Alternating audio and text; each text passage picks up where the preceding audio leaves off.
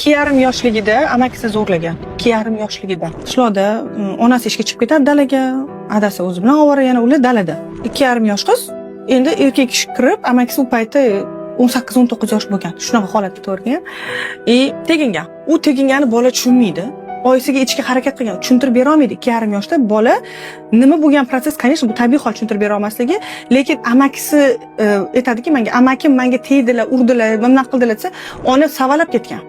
O'sha payt aytadi, xipchim bilan urganlar onam deydi. Keyin oradan vaqt o'tdi, bu nima degani? Amakiga haqida gapirma degani. Endi oradan vaqt o'tdi, 7-8-sinf. Endi birinchi akasi bunga tegingan. Endi bu yerda ko'ring, bu уже установка ishlayapti. Bolaga tegish mumkin degan. Сопротивление yo'q. Oradan yana vaqt o'tgan, 13-14 yoshda уже ikkinchi akasi tegingan. Уже qiz kimga boradi? Onasiga borsa nima bo'lgan yoshligida? Xipchim bilan urganlar deydi. Cho'p bilan. Oradan vaqt o'tdi, 17-18 yosh bo'ldi, erga tegadigan payti bo'ldi. O'zim yaxshi ko'rgan yigitim bor edi. Men bu holatda men уже tushunaman nima bo'lganini deydi. Aytolmayman deydi. O'zimni yaxshi ko'rgan yigitimga boriga tega olmaganman deydi. Majbur bo'lganman turmushga chiqishga 18 yoshimda deydi. Arqon bilan turmushga chiqqanman.